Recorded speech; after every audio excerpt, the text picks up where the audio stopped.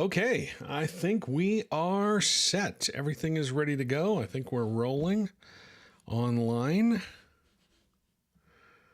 Double checking something here. Making sure we're all set and online and ready to roll.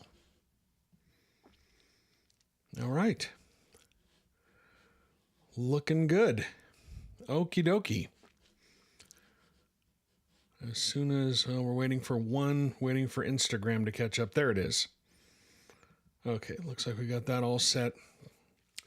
We are ready to roll. So good Tuesday evening? It's Tuesday. Tuesday evening in Utah, Salt Lake City, America. Glad to have you guys on board. Welcome in, everybody. Welcome into the show. It's Tuesday night. And I'm absolutely buzzing right now. I am so hyped. And the reason why I am hyped right now is because Bruce Springsteen kicked off his Hope and Dreams, Welcome to the Land of Hope and Dreams tour in Minneapolis tonight. And he streamed, it doesn't sound like much, but he streamed the first 2 songs of the show live on YouTube. I was parked right in front of my television watching the show as it unfolded, and he kicked off the show with probably the 2 best songs he could have kicked off this tour with. Started off with War, what is it good for? Perfect, and then straight into Born in the USA. And I'm just vibrating with excitement because I get to see this tour 2 weeks from Thursday, and I cannot wait. I am so excited for that. So anyway, that's what I'm super pumped about tonight. And that's my good news for the evening. But we're about to get underway, talk about some Utah politics. We've got a lot to talk about. We've got some poll numbers in the 1st Congressional District. I'll break those down for you. They're kind of what we expected, but it also talks about, but there's also a few things that we can surmise about maybe the parameters of this race. So we're going to talk about that tonight. We're going to talk about, it's our first chance to get together and talk about Prop 4 not making the ballot. It got knocked off the ballot with the signature removal process. What happens next? Where do we go from here? We can talk about that tonight. We can talk about orphan voters. I did a big analysis basically showing you where the population shifted to under this new congressional map. We can talk about that tonight. We can also talk about the Supreme Court of the United States not technically striking down the Colorado ban on conversion therapy, but what does that mean for Utah? Because Utah has also banned conversion therapy. Well, the experts seem to think that Utah's ban is going to it doesn't fit with what the Supreme Court ruled today. So we've got all that on the table tonight, plus whatever you want to talk about. If you have any questions, any comments you want to chime in, leave it in the chat, and I'll get to it as soon as I can. But there's a lot going on. Politics are starting to heat up. We've got the county convention circuit starting. State conventions are just a few weeks away. And we are getting into the thick of it. Let's start off with this comment. Gabriel on YouTube says, is my dog doing better? She has bounced back a lot better than I thought she was going to. If you're just joining us, if you're not aware what's happening, my border collie Murphy, probably my best friend in the world, just beside my wife, she's almost 10, and last year they discovered she had a pretty aggressive tumor in her nose. It had actually filled up one side of her nasal cavity, gone around the back, and was going into the other side of the nasal cavity, and it actually had started to it was a very aggressive tumor, and it had started to go into her skull. We did radiation. They got the tumor out. But as part of the radiation, they warned us that she might be susceptible to seizures. A couple of weekends ago, she had some really bad seizures. They were really frightening. She spent the night in the hospital. She's on anti-seizure medicine. For the first couple of days, you could tell that she was not all there, but slowly she has been returning to her old self. Not 100%, but patrol has resumed in the backyard. We call her the ranch dog because she would prefer to be outside. She's not an indoor dog. She's a little more indoor now. She actually sleeps near my wife, and that's a change. My wife is working on her PhD, and so when she's downstairs working at her desk, Murphy sleeps next to her, which she has never done before. But she has returned to some of her old habits. The patrol in the backyard. She doesn't ranch as much as she did, but slowly but surely she's recovered a lot better than I thought she would. It's still a day by day thing. We know eventually things are probably going to take a turn because there's cancer in her skull, in her brain, and so I'm just thankful I get a little more time with her. So thank you for asking that, Gabriel. I appreciate it. Let's see. What do you have here? Lady of the Great Salt Lake says, I want to talk about the big art installation in Memory Grove to bring awareness to the Great Salt Lake. I've seen some of that on social media. I haven't gone, but it looks awesome. It kind of reminds me of the Sphere in Las Vegas. So that's kind of cool. Lady of the Great Salt Lake says, I have to dash soon to volunteer for that, but it's always good to see you talking politics. Let me know, give me some information, either drop it into DM or let me know how long that's going, and I'll try to get out there to see it. So it'll be interesting. But thank you for chiming in. Elliot Nutter says, were you able to go to the No Kings protest? We had about 350 people here in Cedar City. I was unable to go. I had some other things on my plate on that Saturday that I couldn't get out of. So I was unable to go, but it was bigger than the last one, and it was bigger than the one before, which is really interesting. I don't know if you, sorry, just got a text message from my daughter. She's getting ready to get married in May. So, there's some planning and things going back and forth on that. But yeah, it looked pretty amazing. It looked bigger than the last one, and it looked bigger than the first one. And that's encouraging because, I love America. I love this democracy. I love what this I love what, I love what I grew up. I love the place that I grew up in. I love the country that I grew up in. And it is heartening to see so many people stepping up to defend democracy, stepping up to say that what's going on, it's clearly not what the founding fathers thought should happen. And so I was heartened by that, but no, I was unable to get to those things. All right. If you have any other questions or comments, please leave them in the chat and we'll get to them as soon as possible. But the first thing that I want to talk about tonight are these poll numbers that we just got in the 1st Congressional District. Now, a couple of caveats. First of all, it was not a very big sample size. It was only 381 likely Democratic voters in the 1st district. It's also got a pretty big margin of error, plus or minus 5%.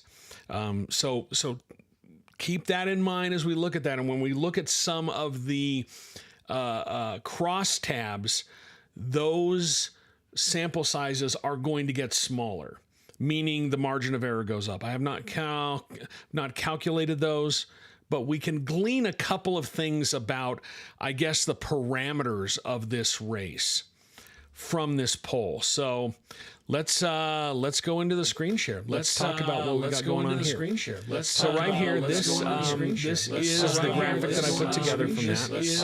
This question was asked: the Democratic primary election for U.S. Representative to Congress, Utah's 1st Congressional District is held tomorrow. Who would you vote for? See the top lines right here.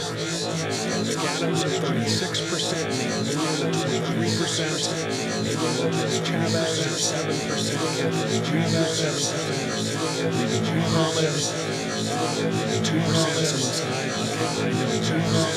I got a little echoing, so I will send that. That should have stopped that. I clicked one thing, so that should have fixed that. But you can see the numbers here. Don't know is at 25%, which is significant. But this is what you would expect to see. At this point in the race, it's all it's mostly name ID. It's mostly name ID, and Ben McAdams has the highest name ID. We can see that in the this polling, and we can see it in the crosstabs.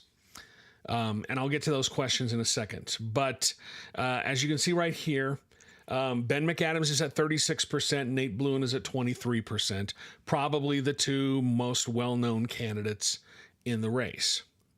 Now, as you dig into these numbers, and again, remember, we're going to have smaller sample sizes. It's already a small sample size of the 381 likely voters in the Democratic primary.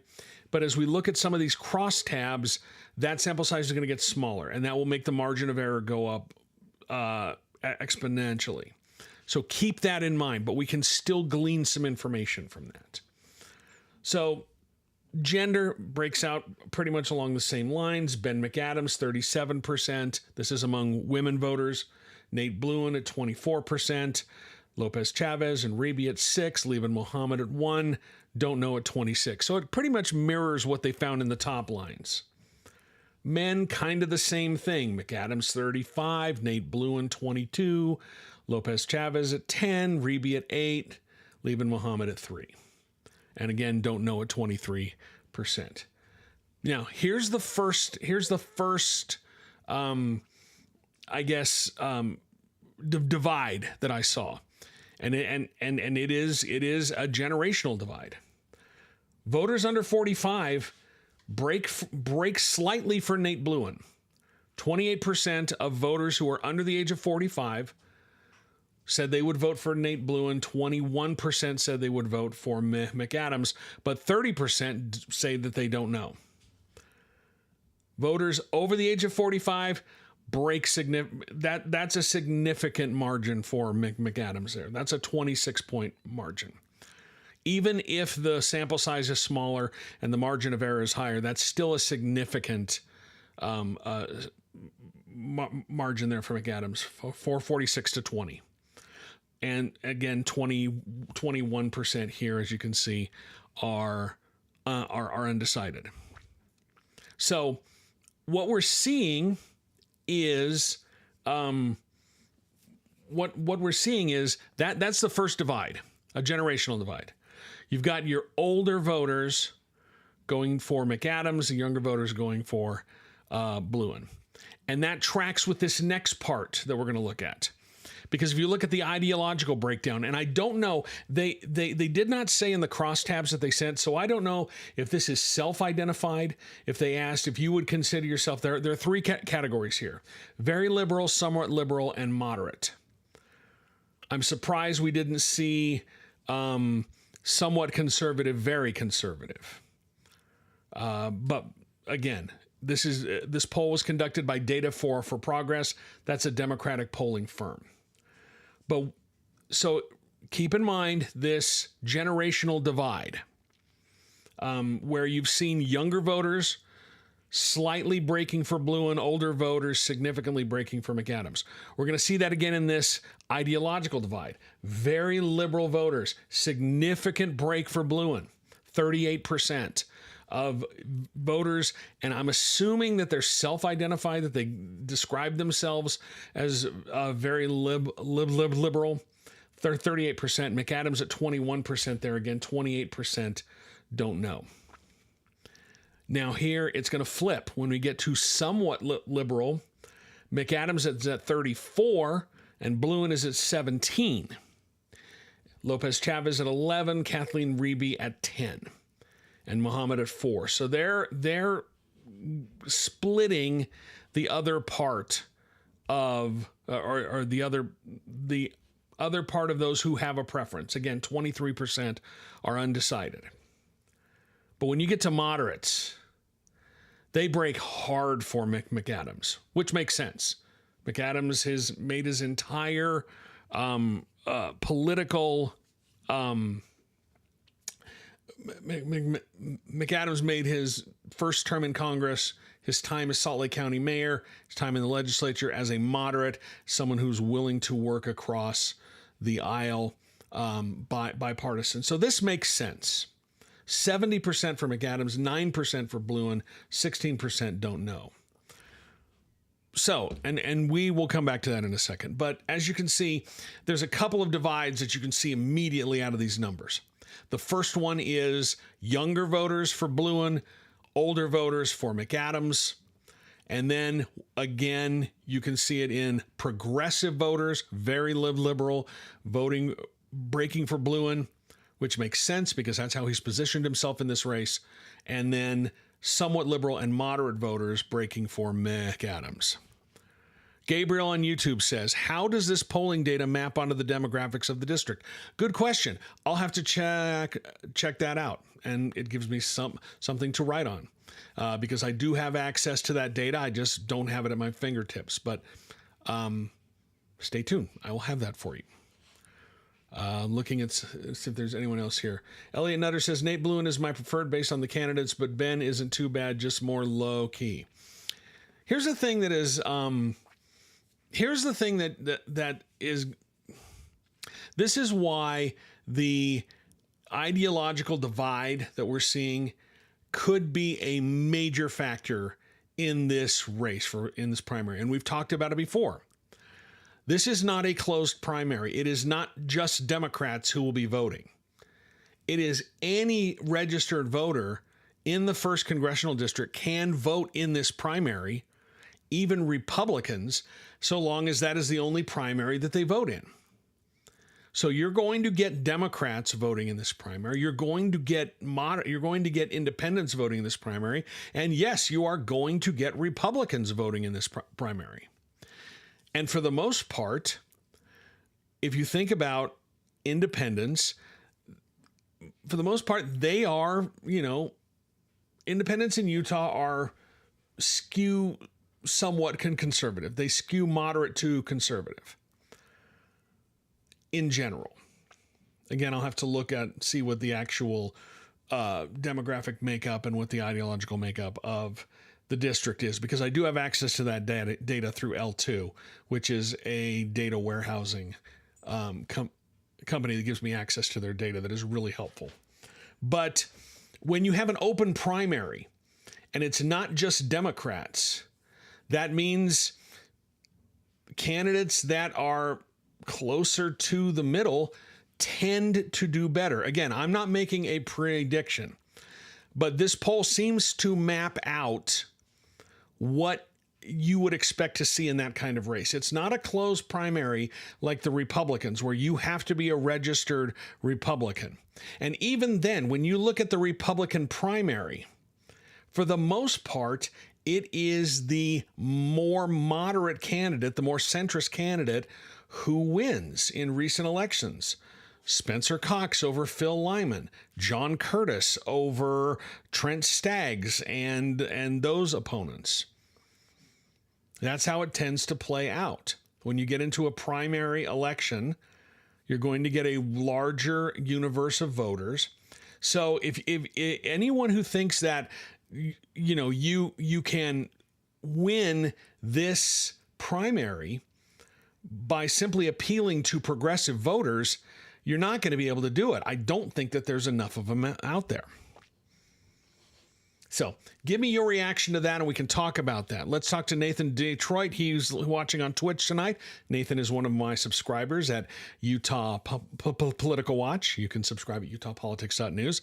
Nathan writes, in CD1, a candidate needs 7,000 signatures from registered Democrats to qualify, correct? How big is the pool of potential siders in CD1, or how many could conceivably qualify for the primary with signatures? They actually changed the rules on that for this year and this year only, this election cycle and this year only. And the reason why is because they moved the filing dates back. And so since because they thought that the map was going to change.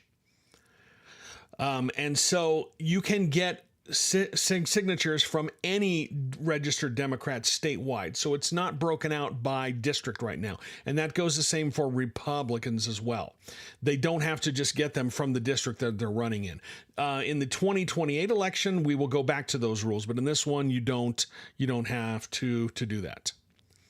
Alex Forsyth on TikTok says, "Are those skulls on your glasses rad?" I like them. Actually, they do that.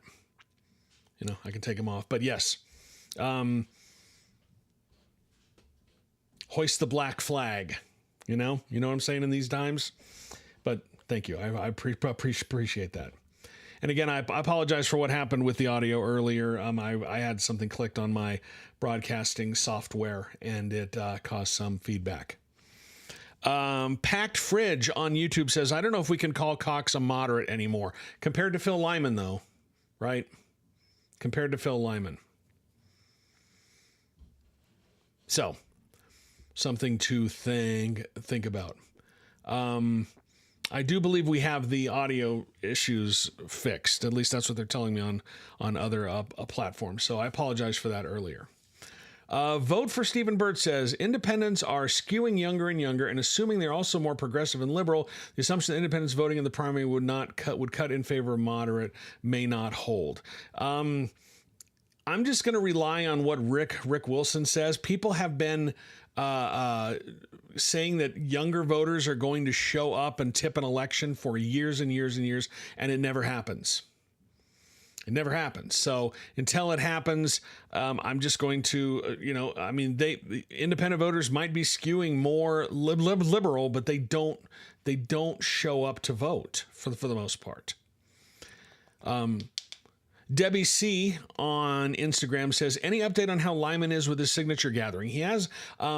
They haven't shown up on the website yet. At least I don't think. I haven't checked today's totals. Let me look at that. I do know that he and his people have turned in a bunch of packets. They were talking about, I heard from someone who was also turning in their packets at one of the county clerks, and they said his people came in and turned in a large number of packets. Right now, he does not have any verified listed on the Lieutenant Governor's website.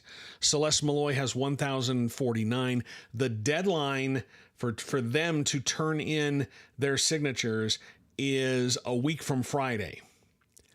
You have to turn them in the Friday, the last business day that is at least 2 weeks before your convention. So that means this Friday is the deadline for candidates in a lot of conventions. I know Davis County, all of their candidates have to turn in their signatures, and Salt Lake County the same. They have to turn in their signatures by the end of the by the end of the day on Friday, the 3rd of April. So that's something to watch. I know that a lot of candidates, a few candidates here and there have started to qualify. Others are getting closer to qualifying.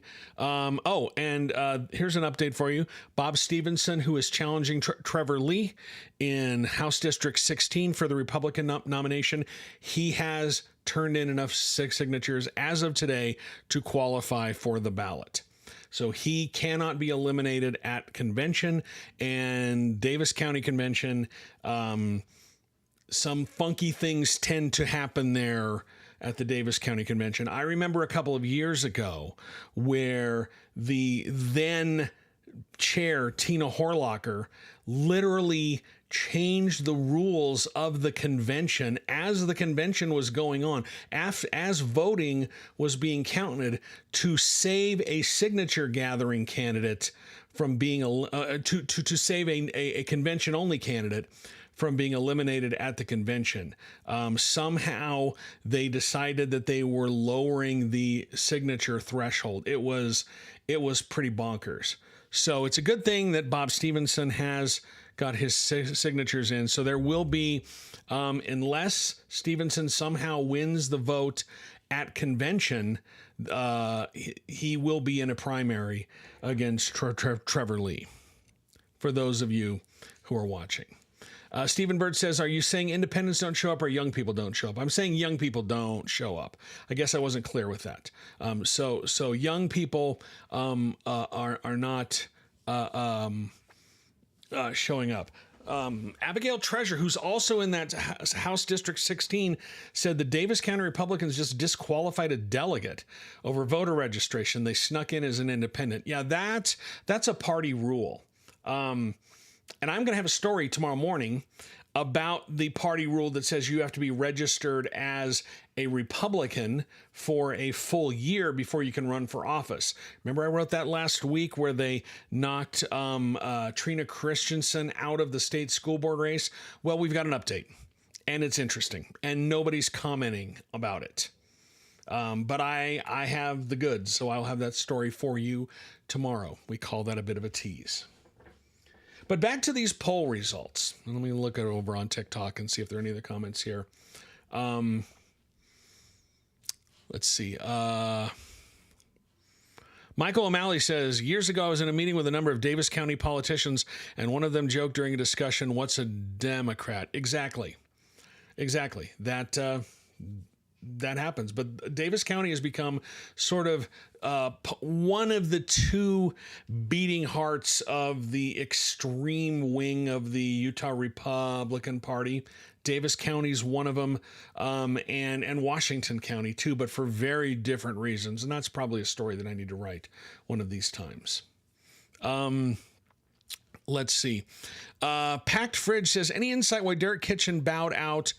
Who are some of the other folks that could run that are taking a pass? I'm guessing Kitchen just didn't see a path to victory. There's 7 Democrats in that race. There would have been 8. I mean, McAdams has already qualified for the primary. Bluin has likely qualified. He says that they have enough signatures. I'm just waiting for the Lieutenant Governor's office to update that on the website. According to the latest numbers, Lopez Chavez is getting close to qualifying. She has what? She has 3,300 signatures so far. That number really hasn't moved, so I'm suspecting that she has more. Liban Mohammed has 3,200.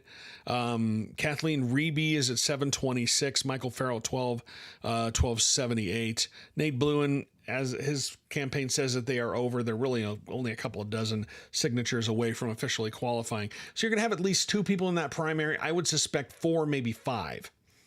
And so if you get 4 or 5 people in that primary, you're going to get a winner.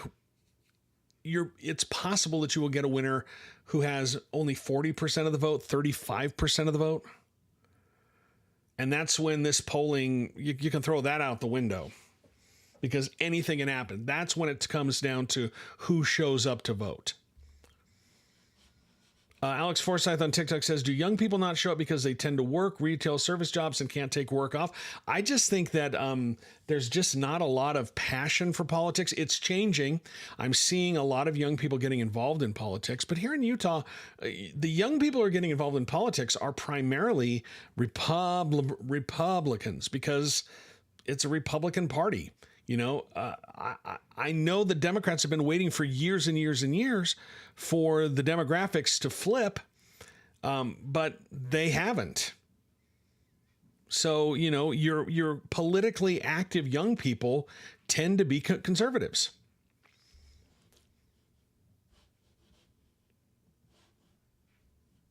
So, anyway, let's take a look at a couple other things that I pulled out of this poll. If you look at the favorability ratings, that was very interesting to me. And that also talks about, that also tells me name ID, which is what a lot of these polls are at this point in the race. if you look at the net favorability ratings, that's where they ask voters, do you have a very favorable, somewhat unfavorable, or very unfavorable opinion of the candidate, and then you subtract the two, then you get your net favorable rating.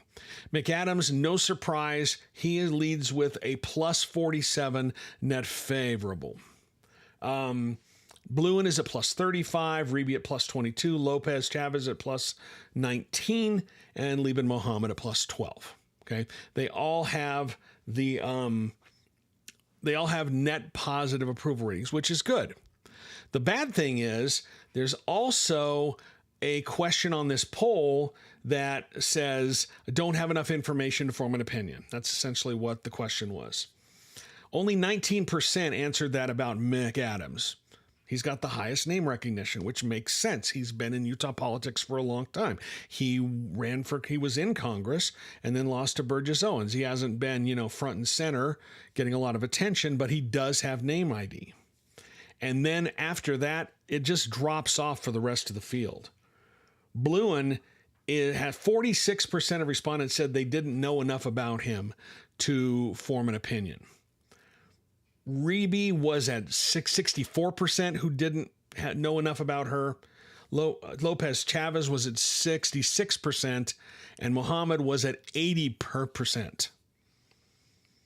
And so right there, that's the uphill battle that a lot of them are going to be running against. And now that number right there is where campaign cash it comes into play. That's where it's important because that's how you message to people. You have to have the resources to message to voters. McAdams doesn't need to introduce himself to voters. They know who he is. They formed an opinion of him. They like him. He's got that plus 47 net favorability. McAdams, he's a known commodity. Bluin has got some work to do. If 46% of voters in the district say that they don't know enough about Nate Bluin to form an opinion, he's got to do some work to introduce himself to those voters. And that's an uphill battle that he has to fight. He's going to be in it all the way through the primary in June, so he's got some time. But he's going to need resources to do that. He's got some he's reeled in some endorsements that could help, but endorsements don't win elections. Bluin has got to find a way to introduce himself to voters, and everybody else, they've got a bigger hill to climb. And I'm really surprised at Reeby's numbers with 64% saying they don't know enough about her because she ran for Congress previously. That's very interesting to me. So those are the parameters that we're playing with right now with the 1st Congressional District. It's one poll. Polls are not predictive. Polls measure noise. Polls tell you where we were at a particular point in time. It doesn't tell you where we are now. It tells you where we are. So where we were. So keep that in mind. These polls are not predictive. They're just a snapshot of where we were at one point.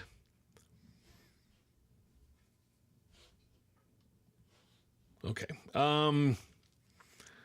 Outrank on Twitch says, Utah local here. What do we think about... I'm not sure about that story. I'm going to have to take a look at that. I haven't heard anything about that there, so we'll have to look at that. Gabriel on YouTube says, isn't Senator Bluin notably ineffective at getting legislation passed? Yes, he runs messaging-led legislation. He runs legislation that he frankly knows is not going to pass. And here's the secret. Democrats on the Hill only pass legislation that Republicans want them to pass. There's, in the past, I would say at least 8 years, maybe 10, no Democratic piece of legislation has not passed unless the Republicans have signed off on it. They have not muscled something through. The last couple of ones that I can remember, Patrice Arendt got rid of the voting on the got rid of straight ticket voting right before she left the legislature, which was a big deal. You couldn't just go into the ballot box and click, I vote for all the Republicans. That took a lot of tenacity, but she was able to get that through. Rebecca Chavez Houck got same-day voter registration passed. So those are examples of that are few and far between. But yes, Nate Bluin does not get legislation passed up on the Hill. And I don't think, I'm sure he would like to see his legislation get passed, but it is very progressive, the things that he has proposed. JK on YouTube says, being ineffective at passing legislation in our crooked legislature, I don't think of as a negative, and the margins in Washington, D.C. are starkly different. Yes, if Nate Bluin somehow gets into Congress, whoever gets into Congress, it is a different, a different ball game for them completely, because the trends right now say that the Democrats are going to be in charge in the House. I know that Kalshi is saying that there's a chance that the Democrats could take the Senate. That's a betting app, folks. Kalshi is not predictive at all. Don't pay attention to that. So, but yeah, it's a different ball game when you get to Congress. Lefty's Third says, I've been a Republican delegate for only to vote for more moderate candidates. Wondering if I should switch to Democrat since it looks like the signature path ensures a more moderate candidate anyway. Again, you're going to have to make that decision for yourself.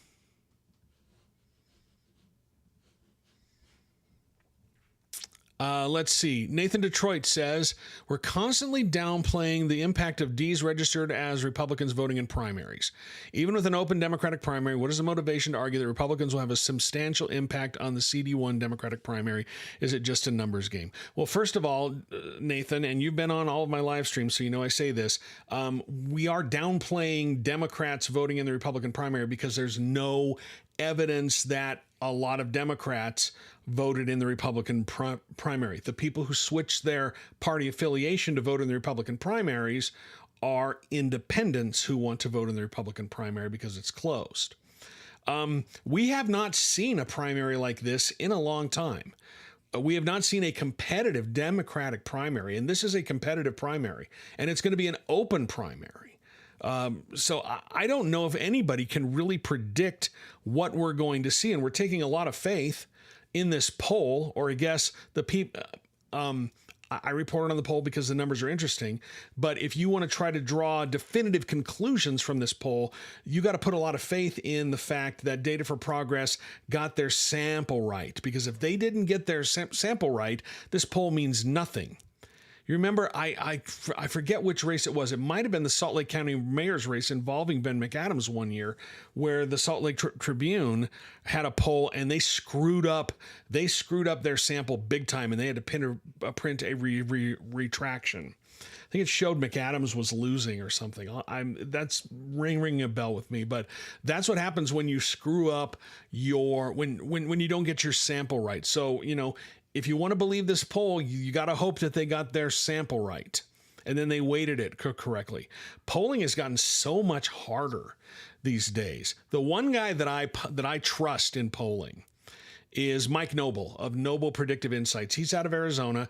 I say this, one, he's a friend of mine, but two, he absolutely nailed the 2024 election with his polls. Even the gubernatorial race with Phil Lyman as a write-in, he had Lyman at about 13% or maybe 12 to 13% in his final poll as a write-in, and Lyman got around 15%. So he absolutely nailed it. That's the one that I trust. He knows what he's doing. I spoke to him this week. He's thinking about he'll be putting a poll into the field here in Utah soon. And not only is he going to look at the first district, but I think he's going to look at the second district, that Republican primary between Blake Moore and Carrie Ann Lisenby, and the third district, which is Celeste Malloy and Phil Lyman. And I'll be fascinated to see what those numbers are. I trust that he gets his sample correctly. Gabriel says, I just worry the candidates without a record of strategic behavior aren't going to be strategic if they win. I mean, you've got there's not a lot of experience in this field. I mean, McAdams has the most experience, but that's because, he took the opportunities when they came. And that's a lot about politics. A lot about politics is timing. It's all timing. Think back to 2008 with Barack Obama. Everybody thought that was going to be Hillary Clinton's race to lose. Obama decided that he wanted to get into it, and it was timing because the opportunity was there. We've seen that here in Utah. Orrin Hatch stepped down. Mitt Romney was in the right place at the right time, timing, and he got elected. He only served one term. But, a lot of it is about timing. So you need to think about that. Let's see. I'm trying to go back on some of the other questions here. Serald on YouTube says, the president signed an executive order instructing the USPS to mail ballots only to verified voters the federal government provides. Will Utah fight it? Well, first of all, the president has no authority to do that. So, his executive order is about, it's worth the paper. It's worth less than the paper it's printed on. He has no constitutional authority to do that with the elections. But if you want an idea of where this is going to go, and this was fantastic, the White House posted their executive order that said that the Postal Service should only mail ballots to verified voters. And Lieutenant Governor Henderson posted this. I saw it on Threads. And I was unfamiliar with this part of her game, and I had to tip my cap. Henderson writes, when the latest executive order reminds you of that time when you were a senior in high school and you performed in a one-act play called Jack or the Submission by absurdist playwright Eugene Ionesco, and it was super weird and the script was full of nonsensical dialogue. As a theater geek, I was not expecting our lieutenant governor to reference Eugene Ionesco. And I thought that was fantastic. I was unfamiliar with her game. She's been pushing back on all of this. She's been pushing back on Mike Lee's SAVE Act, which they are desperate to get through. It's not going to pass. There's no way that thing passes, because it's going to disenfranchise maybe 10% of the population. And you've got people in Congress, Republicans, saying the quiet part out loud. Did you catch Chip Roy? He was caught on a hot mic saying that he's had to stop talking about this because his chief of staff, a woman, got married, her name changed, and she had to go jump through a bunch of hoops just to get a driver's license because her name changed. Now imagine what's going to happen if the only forms of ID that you can use are a birth certificate or your passport. So he said that he has to stop talking about it, but he's one of the people pushing this hard.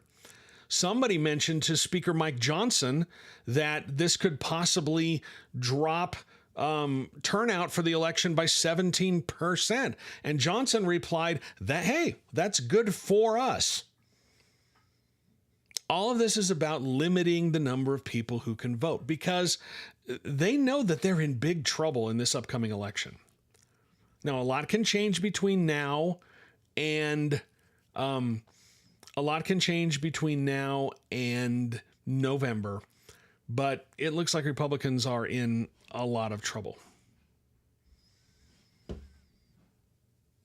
So let's see. Gabriel on YouTube says, as a statistician, the non-responsive bias from people not responding to surveys has been a major source of polling error over recent years. Just take a look at the past few jobs reports from BLS. Exactly.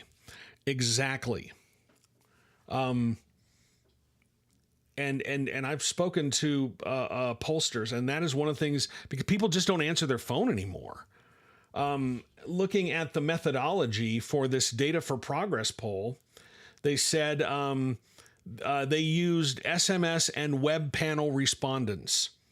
And I know the Data for Progress has had some success in the past doing that with their polling. But you're absolutely right, Gabriel. People do not answer their phones. It's harder and harder to get people to participate. And so there's a lot of it. Not only is the sample, but then they have to weight the sample so they can make it match the demographics of the state. Catherine Bealey on YouTube says, we might remember that McAdams supported Evan McMullin and got the Democrats not to field a candidate. We've talked about that before. I don't know how much that's going to play into this. I know that there is a lot of anger among some members of the Democratic base that they got the Democratic candidate to stand down in 2022 rather than field a candidate against Mike Lee so Evan McMullin could run unopposed as an independent. Bottom line is that worked. It did work. Evan McMullin came closer as a statewide. That was the closest statewide election we've had in this state in decades. If the Democrats had fielded a candidate, they would have gotten smoked by 20 points. Bottom line. So I know there's a lot of people who are upset that the Democrats did not field a candidate, and McAdams was one of the people who pushed for that. But in the end of the day, that was the closest statewide election that we've had in this state in decades. Yeah, McMullin didn't win, but I know for a fact there was a point with about 3 to 4 weeks to go in that race where Mike Lee's people were absolutely convinced he was going to lose.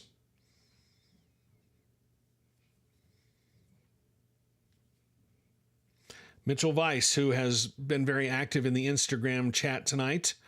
We all know about your animosity towards McAdams. He says a loss is a loss is a loss, and McAdams sacrificed my family for it. Okay, well, what's better? Do you have a chance at taking out Mike Lee? And again, I know for a fact that Lee's people were convinced that he was going to lose with about 3 to 4 weeks left in the race. Why do you think he went on Tucker Carlson's show and begged Mitt Romney to endorse him? That's the reason why he did that. Because he was losing, or the data showed he was going to lose. A Democratic candidate would never have been in that situation. Not at all. Now, yes, Mike Lee, it was uniquely disliked. But again, Democratic candidate would not have had that opportunity. I can say that with certainty that a Democratic candidate would have lost to Mike Lee by at least 20 points.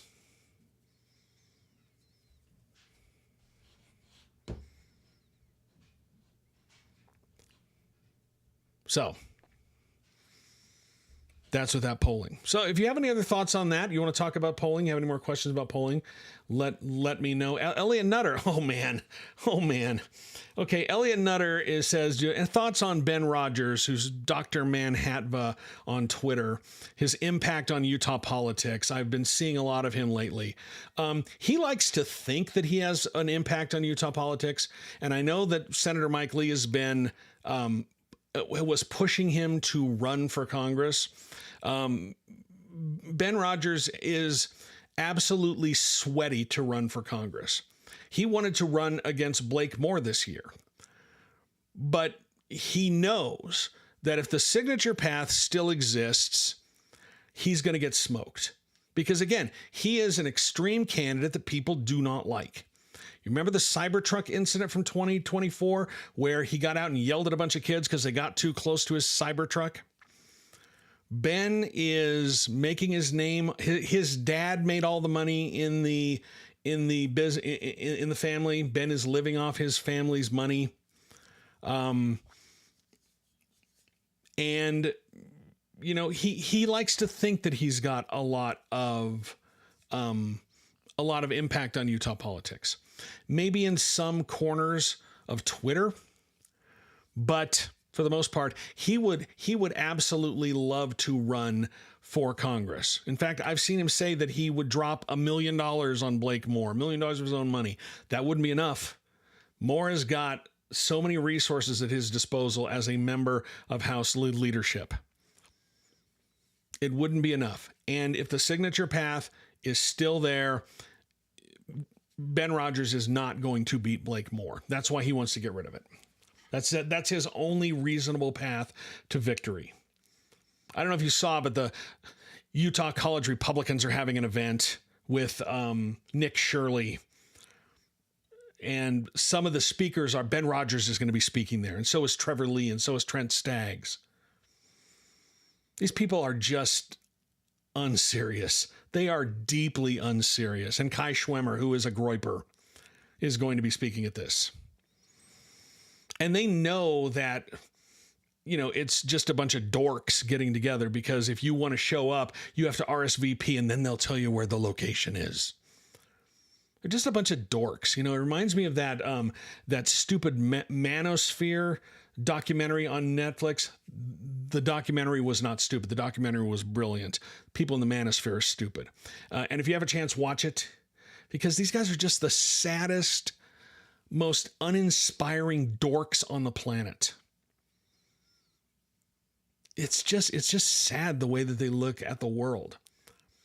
And then I've been watching a little bit of that Channel 5 interview with Clavicular, who's that looks maxing kid, that 20-year-old kid who's trying to make trying to perfect his body. That kid is so broken. It is just sad. It's just, he's 20 years old and his worldview is so cooked. It's just terrible. Anyway, just a bunch of dorks. Mike Harvey says, God, that shit was so sad. He's smart too. I'm assuming you're talking about Clavicular. It was really sad. I mean, right off the bat, they have the clip where the guy asks him about going on a date with a woman to a bowling alley. And he said, well, if you're not live streaming it, what's the point? And the interviewer says, maybe to have a connection with somebody, maybe to create a real connection with someone. And he just couldn't process that. That's not how he sees the world. And he's only 20. And I'm really sad for him.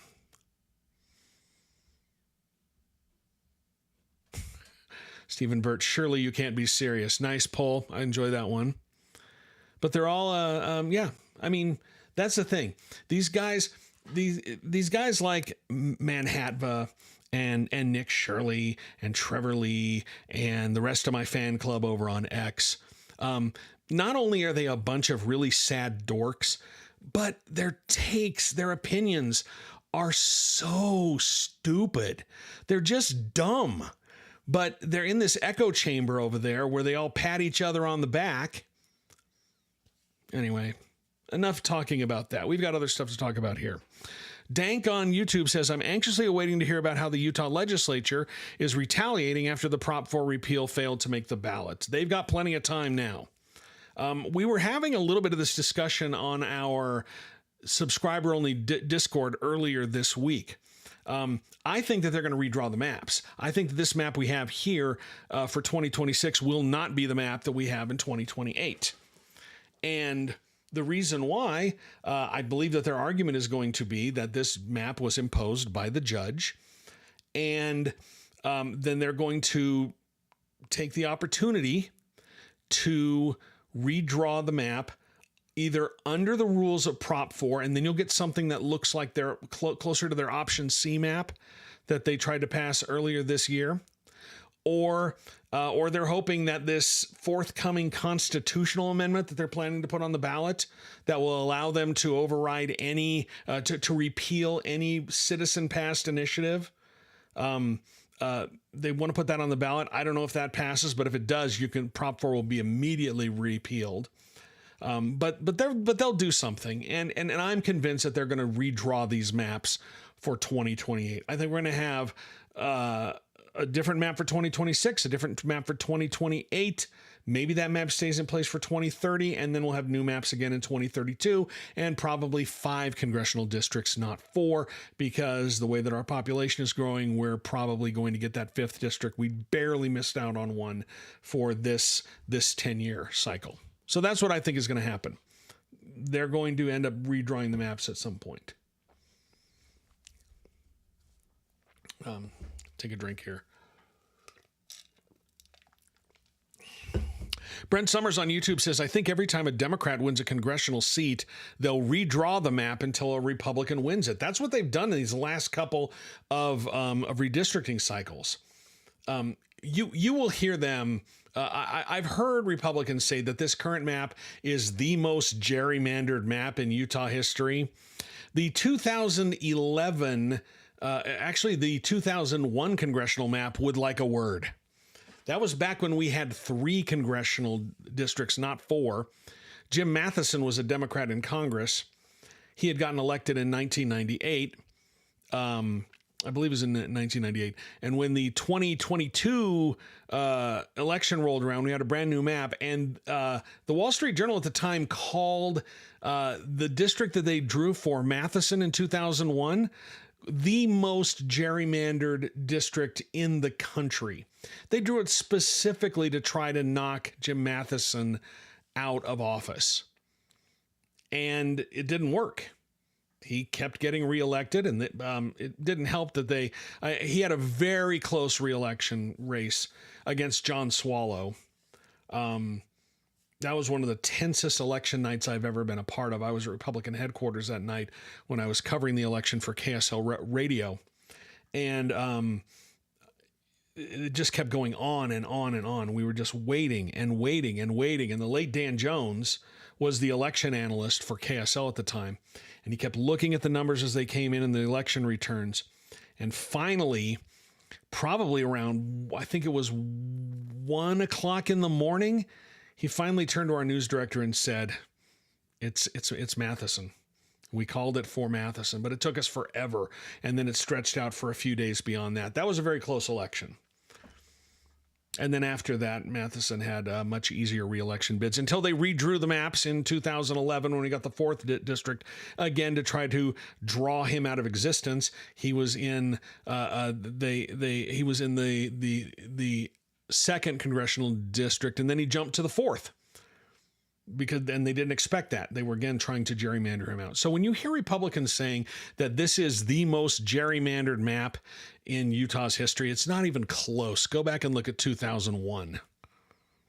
That one was specifically drawn to get rid of Jim Matheson. Debbie C. on Instagram says, when will the special session be? Any idea? I don't think we'll see it until May. Maybe it might not be until after the primary elections. They've got some time. They still have to do the publication rule, which is one of the reasons why that amendment got knocked off the ballot in 2024. They missed the publication deadline. So I suspect it'll be before August. I don't think they start interim meetings until May, though. So it could be in May. I'll have to look at that schedule. But yeah, it'll be around the time of an interim day. So that's when we will see that.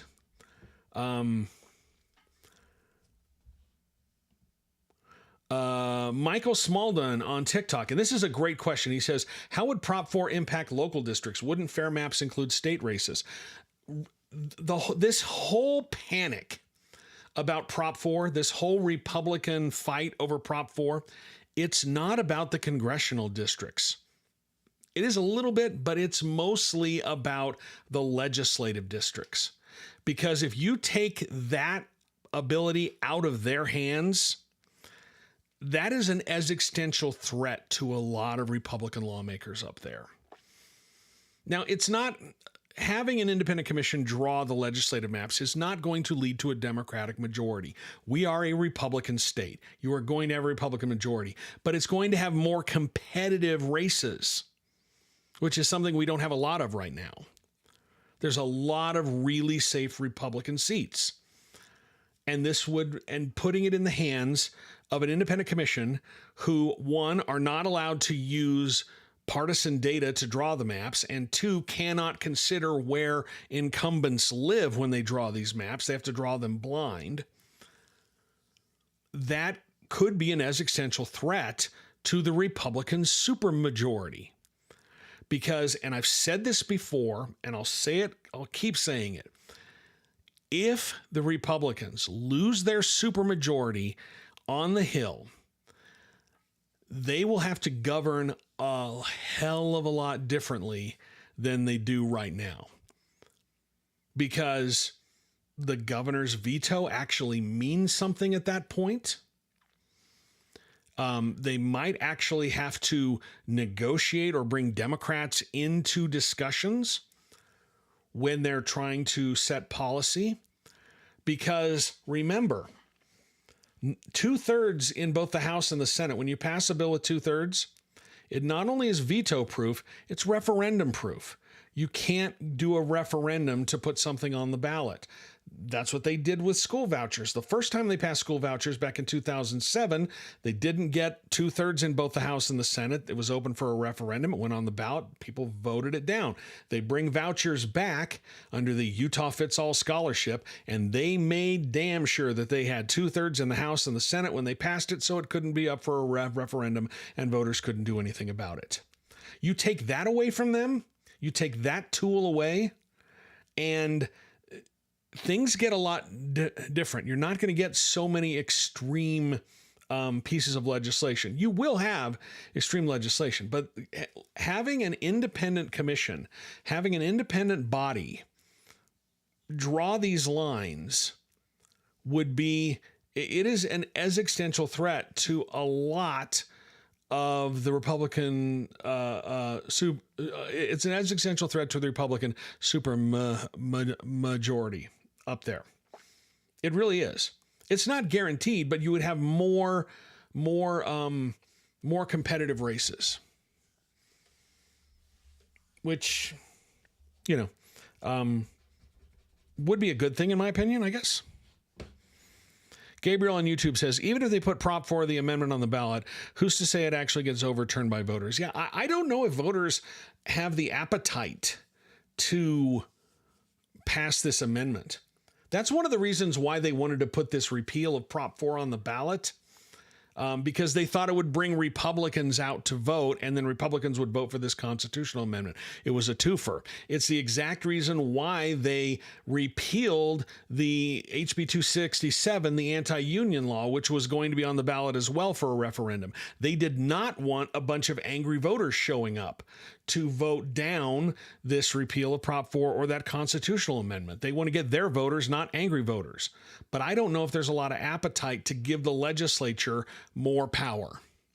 I don't know if that appetite's out there. I haven't seen any polling, but given the environment, given the way things are right now, I don't know if that appetite is there. But who's to say? I know that they're going to try.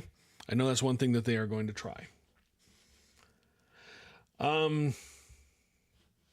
Let's see. I wanted to talk a little bit about this, and I'm going to bring this up in my screen share here. So we should not have any more echoing audio, but I looked at, so this took me a lot. It was pretty hard for me to do. But what I did was I took the congressional map that they passed in 2021. I took the new map that was in place for this, and then I went and looked at the census blocks from 2020, which they used to draw the 2021 map. Now I say these are voters, but this is the population shift, but you get an idea of where things move, and the flow from the old districts into the new districts. And this is one of the reasons why I think Celeste Malloy could be in trouble in 2026, especially against Phil Lyman. Because if you look at her old district, this right here is her old district. Now, where did the population, the voters from the old CD2, which Malloy represents, into her new district, which is the new CD3? Well, a big chunk of them right here, they went into new CD1. About 344,000 went into CD1. Okay. Some of them went into Blake Moore's district, about 131,000. And then about 261,000 went from the old CD2 into the new CD3, where she's running now. That's about 40%. So 60% of people in the new CD3 have never seen her name on the ballot. The person who benefited the most was Blake Moore.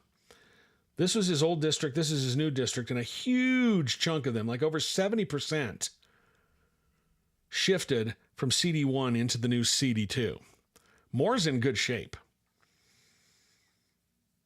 Where did the voters in CD1 come from? Well, a big chunk of them came from CD4, CD2. This is what happens when you split Salt Lake County up into 4 pieces. But you can see the flow of the population from one congressional district to the other. And the thing about Malloy makes sense. This is the old map. This was her old map. This is her new map. And, let me see. I'm going to make this a little bit smaller here on YouTube. I need to zoom out on that. Apologies, guys. Let me see if I can do that here. There we go. So now you can probably see it on TikTok and Instagram on the vertical feed. But this is her old map over here in 2, and this is the new map in 3. And so she's losing all of this over here. She's lost all of these counties, and she's adding in San Juan County, over here into the Wasatch back, Summit County, Uinta Basin, different set of voters. This is why I think Phil Lyman has a serious chance of knocking her off. And she barely won her reelection bid in 2024 against Colby Jenkins. She barely won that. I think she ended up with, she barely got out of convention. She did not collect signatures. Neither did Jenkins. Barely got out of convention. Jenkins got an endorsement from Mike Lee, which almost gave him the nomination at convention. And then the race was so close in the primary, it went to a recount. So that's why I think she's in trouble. Blake Moore, this is the old map right here. CD1 to CD2, very similar. He retains a lot of those voters. And this is one of the reasons why I think that, he's in good shape against Carrie Ann Lisenby. You're seeing Lisenby supporters trying to make hay about the fact that Moore doesn't live in the district. He didn't live in the district before. He didn't live in CD1 when he was first elected to it in 2020. He lives in CD1 now, the new CD1, but he didn't live there before. But that hasn't been an issue for people in Utah, because we've had a number of people not live in the district where they represent. So I don't know how potent that argument is. I think the more potent argument, and the one that they're really trying to make with this, is that he worked with the original Better Boundaries and tried to get and helped get that on the ballot back in 2018, the original Prop 4. He helped get that on the ballot, and that, so he's partially responsible for this new map. And they're trying to lean into that. There's not much overlap between Kennedy's old district, which is over here 3, and the new district 4. Like I laid these on top of each other trying to figure it out. It is a very small part right in this area that has the overlap. And so he doesn't retain much of his old district either. But he doesn't have as strong of a Republican opponent as Malloy does. But that's one of the reasons why I think Malloy could be in trouble from this primary challenge from Phil Lyman. And she knows she could be in trouble, because the moment he announced he was running, she started to collect signatures. And she better hope that works out for her.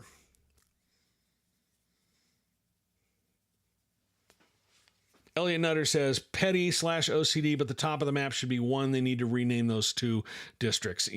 I hear you.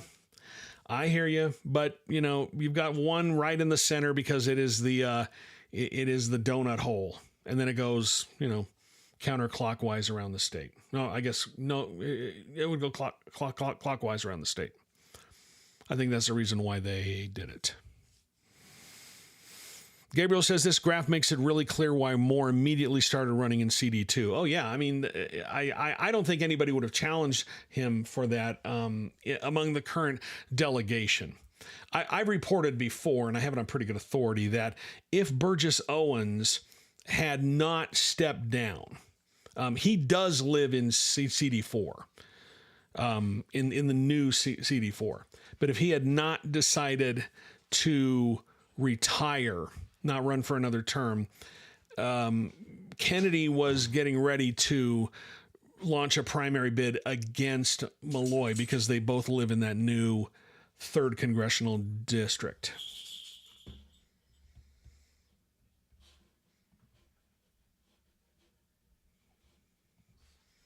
Mike Harvey says, my dad's a commissioner in Weber County. Your stuff helps me keep him informed. Glad to do my part. Glad to do my part. Let's see. Any other thoughts here? What's going on? We need to talk a little bit about, if you want to, the U.S. Supreme Court ruled against Colorado's conversion therapy ban partially. It wasn't a complete, the lawsuit wasn't a complete challenge of the ban. It was on the implementation of the ban.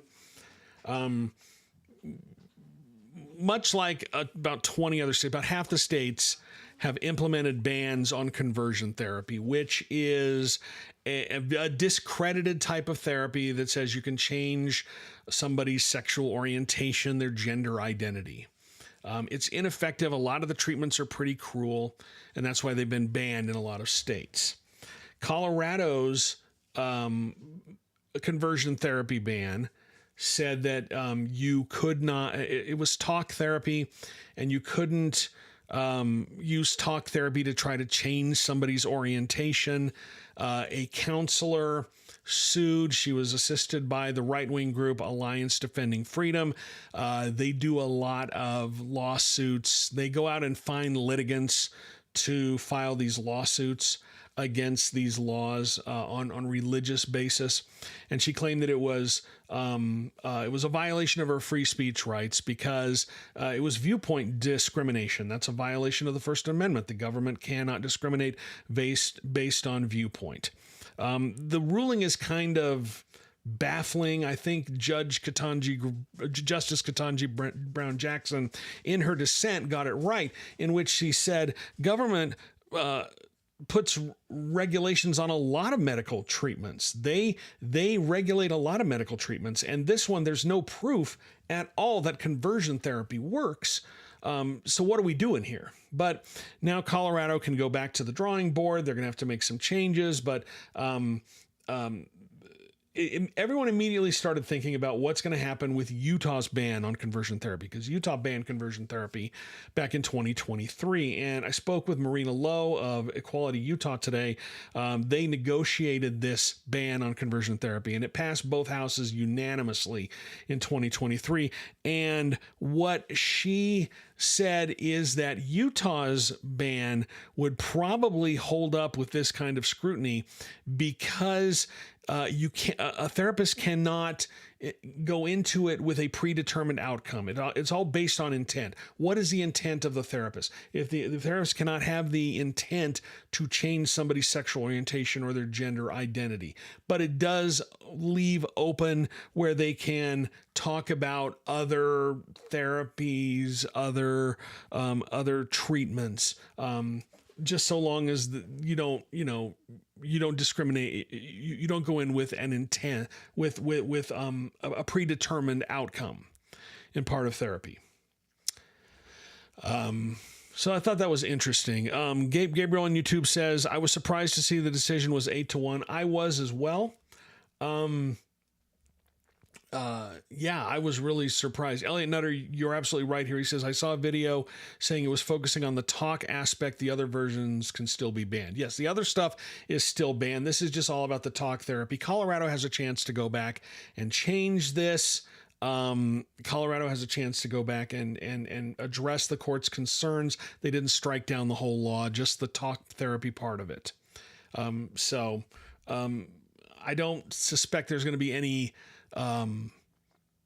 lawsuits against Utah's conversion therapy ban anytime soon, but I could be wrong, because there might be a well-funded group out there just itching to come after Utah's ban.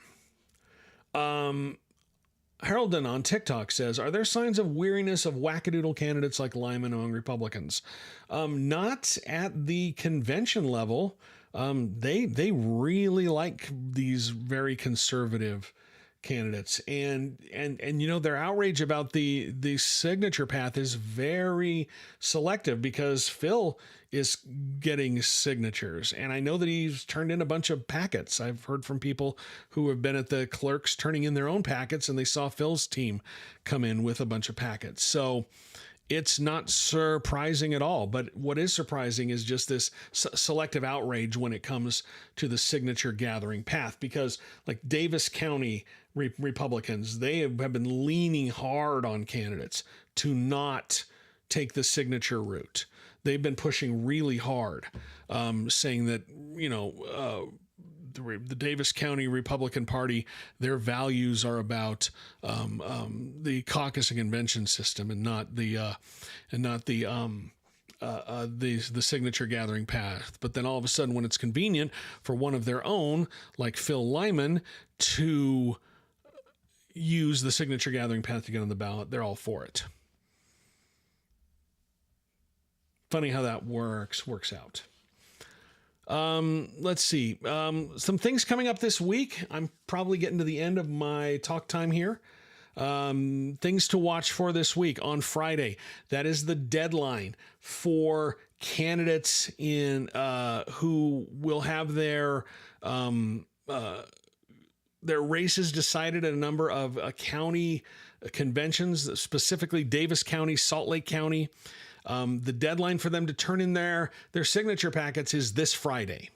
So if there are candidates whose race is only in Salt Lake County and they are collecting signatures, their deadline is this Friday to turn in their signature packets. As we said earlier in the broadcast, Bob Stevenson, who is challenging Trevor Lee for the Republican nomination in House District 16, he, as of today, has enough signatures to appear on the ballot. So he is qualified for the primary ballot. He will be in the primary, and he cannot be eliminated at convention. I have heard some anecdotal evidence from people who were at the Davis County caucus meetings that Representative Lee did not have a very good night at the caucus meetings. He had a really hard time getting delegates to support him at the caucus meetings earlier this month. It is still the last day of March, so I can still say earlier this month. So that's going to be a fascinating race to watch at the Davis County Convention. That is coming up, I believe, on the 18th. Yeah, that's the 18th of April. Salt Lake and Davis County are on the same day. And then the week after that is the state convention. The Republicans are going to be down at Utah Valley University. Democrats are going to be at Jordan High School. And I'm still trying to decide which convention I'm going to go to. Have to see how that works out. But let's see. Serald on YouTube says, I've heard Gen Z is getting tired of MAGA at CPAC, but that may just be gossip. That's what I've heard too. I've heard that CPAC was not very well attended this year. That's the Conservative Political Action Conference in Washington, D.C. That's been going on for a number of years. It's usually like the who's who of the conservative movement. I heard it was not very well attended this year. Very low energy. Wasn't the event that it has been in the past. And I don't know if that's just fatigue with with MAGA. I'm not sure what that's about, but it is significant to look at that. And that's one of the things that a lot of people talk about. They talk about voter enthusiasm. And as we've seen in all of these special elections so far, Democrats are jacked up to vote. And it's not just Democrats, because Democrats are winning in solidly Republican seats for these special elections. And in a lot of cases, you're seeing Republicans cross over to vote for them, which is significant. And so there's a lot of voter enthusiasm. And again, that's part of the reason why President Trump issues this executive order saying that he's going to order the Postal Service to only deliver mail-in ballots to voters on their approved list or their verified list. That's clearly unconstitutional. He does not have that authority. But he's going to try. That is one of the reasons why Senator Mike Lee is so desperate to pass his voter suppression act known as the SAVE Act. They're seeing what is happening on the landscape. And that's one of the reasons why they're so desperate to do it. Last thing we have here tonight, Elliot Nutter says, how did your hearing for a press pass go, or is that just hush hush? We've talked about that before. Last month, a couple of weeks ago, we had oral arguments in front of the 10th Circuit Court in Denver on my appeal. A judge here in Utah dismissed my case. We believe he got it wrong. We argued the appeal. My lawyers felt very good about how that hearing went. They were very, very optimistic after that hearing. They think it went our way. We only need to get 2 of the 3 judges on the panel to vote to overturn the judge's decision. I am hoping that if they do that, I'm hoping, one, they overturn the ruling, and this court usually takes about 2 to 3 months to issue a decision. So we're just in the waiting period now. I'm hoping that if they do overturn this decision to dismiss it, one, they either assign it to a new judge here in Utah, or they send it to another court in the circuit. One of the things that happened when I initially filed my lawsuit, we had a bunch of judges recuse themselves, a bunch of federal judges, simply because of conflicts of interest with the legislature. I was suing the legislature and they all had a conflict. What they should have done initially is sent this to another court in the 10th Circuit, just because of all of the conflicts here in Utah. I'm hoping that they either assign it to a new judge, or they will, and that usually happens. They'll assign it to a new judge, or they'll send it to another court in the circuit, where I think that we can get a much less, slanted hearing of our case, because these oral arguments at the 10th Circuit were the first chance that we had to argue the merits of the case. That the legislature was engaging in viewpoint discrimination. So fingers crossed. I'm hoping that they overturn this, they reverse the decision, and in doing so, they also order the legislature to give me a press pass while the rest of this plays out. So we're hoping to do that. But whatever happens, I'm thinking about I might go up to the Davis County Republican Convention, because I know a lot of the lawmakers up there. They haven't seen me in a while because I haven't been able to get into their press conferences, and I suspect that they miss me. I think that they miss me. I think they miss my smiling face, and so I think I want to go up there and really just connect with people like Senate President Stuart Adams and Todd Weiler and others, because I really think that they miss my bright personality and my shining face. So I'm thinking about heading up there for that. Anyway, that's probably going to do it for this evening. I appreciate everyone tuning in. Thank you so much for your eyeballs and your attention and your questions. My email is on the screen. If you have any questions, if you want to ask me something offline, feel free to do that. You have all of my social media handles as well. You can send me a DM on any social media. I appreciate that as well. And you can go to my website, utahpolitics.news. I publish news stories. I try to publish news story every day. Try to keep you informed, try to break down what's happening in Utah politics. Most of my journalism is free, but if you value what I do, you can throw me a couple of bucks in the tip jar, or you can, become a paying subscriber. Every little bit it helps. I am an independent journalist. I don't have any corporations. I'm not owned by a corporation. I don't have a billionaire telling me what to do. I'm doing this all by my lonesome, trying to keep you informed, trying to